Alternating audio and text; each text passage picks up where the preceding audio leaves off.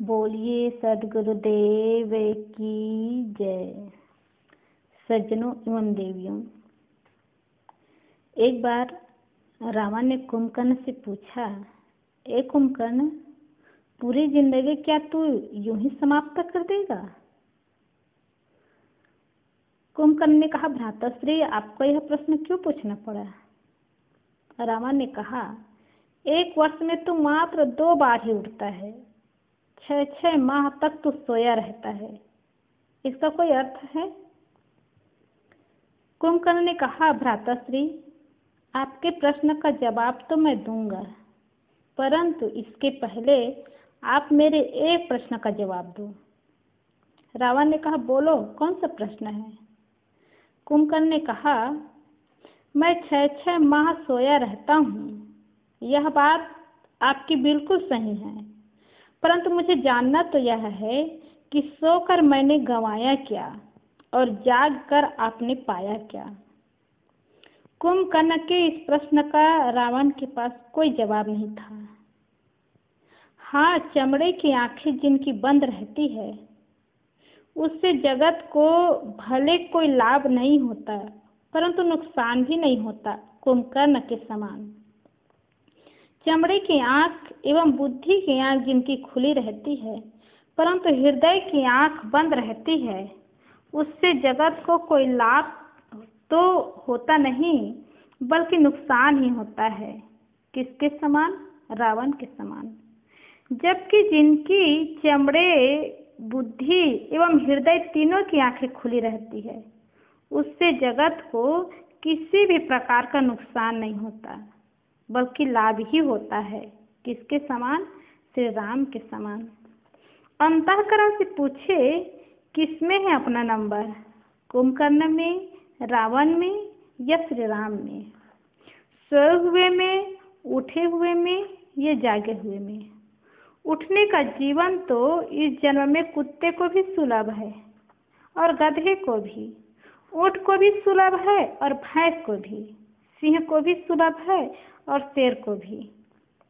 ये सब उठ जाते हैं और जानने का जीवन गुंडे के पास भी है और लुच्चे लफंगे के पास, खूनी के पास भी है और व्यभिचारी के पास भी, कपटी के पास भी है और दुर्जन के पास भी, दंभी के पास भी और लंपट के पास भी। प्रश्न तो जागने के जीवन का है।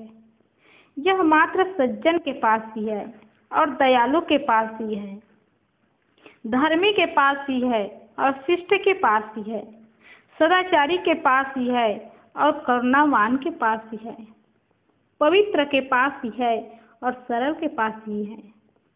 महाभारत का युद्ध प्रारंभ होने से पूर्व जब श्री कृष्ण खुद होकर दुर्योधन को समझाने गए ताकि युद्ध शुरू ही ना हो, तब दुर्योधन ने उनसे कह दिया कि आप मुझे धर्म अधर्म की बात क्या समझाओगे?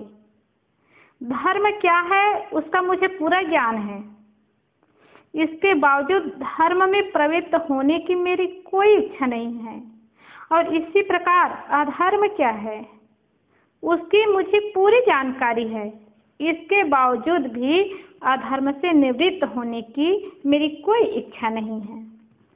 क्या उपयोग है ऐसी जानकारी का? जहर की भयंकरता जानने के बावजूद जो मनुष्य जहर भक्षण करने से रुकने को तैयार नहीं हो और बादाम की ताकत जानने के बावजूद बादाम खाने को तैयार न हो, उस मनुष्य की जानकारी प्रशंसनीय नहीं कहलाएगी। इसी प्रकार अधर्म की तारकता, भयंकरता जानने के बावजूद जो मनुष्य शक्ति होने पर भी धर्म में प्रवृत्त नहीं होता और अधर्म से निवृत्त नहीं होता, इस मनुष्य की धर्म अधर्म की ही वह जानकारी प्रशंसनीय नहीं कहलाएगी। हमें आंखें जरूर खोलनी है, परंतु केवल चमड़े एवं बुद्धि की नहीं, हृदय की भी। हमें केवल उठकर या जानकर ही संतुष्ट नहीं हो जाना है, परंतु जाग कर ही संतुष्ट बनना है।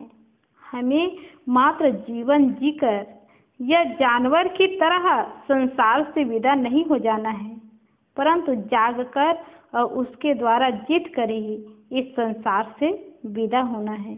और यही मनुष्य की नियति है, मनुष्य का धर्म है कि हम आँख खोल करके जिए, बेहोशी में जीवन न जिए। आँख खोल करके जीवन जीने से जीवन की वास्तविकता का दिग्दर्शन होता है, सत्य समझ में आता है और दुनिया का झंझट, दुनिया का उलझन हमें फंसा नहीं सकता। ये दुनिया की मोह माया, दुनिया का प्रेम केवल फंसाने वाला है। इसलिए हम जिससे अपने आप को बंधनों से छुड़ा सके, अपना कल्याण कर सके, उस मार्ग में चलने से हमारा भी लाभ है और जो हमारे निकटतम होंगे उसको भी लाभ होगा। इसलिए केवल बेहोशी पूर्वक जीवन न जिए, आँख खोल करके जिए और सिर्फ चमड़े की आँख ना खोले, हृदय की भी आँख खोले। जब हृदय की आँख खुलेगी तब सत्य और असत्य, उचित और अनुचित, हानि और लाभ दिखाई देगा। और ये अगर हृदय में विवेक जागृत होता है तो निश्चित है हृदय की आँख खुलेगी और जब विवेक जागृत होगा तो विवेक के माध्यम से सही, गलत, उचित, अनुचित, हानि और लाभ को समझ पाएंगे। इसलिए जीवन में संत महात्माओं के प्रति भी श्रद्धा चाहिए, लेकिन श्रद्धा के साथ साथ विवेक चाहिए। श्रद्धा अति भावुकता में अंधश्रद्धा बना देती है और विवेक मात्र हो और श्रद्धा न हो तो विवेक भी निरस हो जाता है। इसलिए सद्गुरु श्री राम सूरत साहब जी ने कहा है, श्रद्धा और विवेक के लक्षण ग्रहण करे सुख होय चरे। श्रद्धा के साथ विवेक हो तो जीवन को सुखमय बनाता है और ये जीवन में ग्रहण हो जाए तो वही व्यक्ति समझदार है, वही व्यक्ति ज्ञानी है और वही व्यक्ति विवेकी है। इसलिए हम लोग को चाहिए कि कुंभकर्ण की तरह आंख बंद करके न जिए, रावण की तरह केवल चमड़े की आंख न खोले, बल्कि श्री राम की तरह चमड़े की आंख भी खुली हो और हृदय की भी आंख खुली हो तो सत्य और असत्य का परख हम कर सकते हैं। बोलिए सद्गुरुदेव।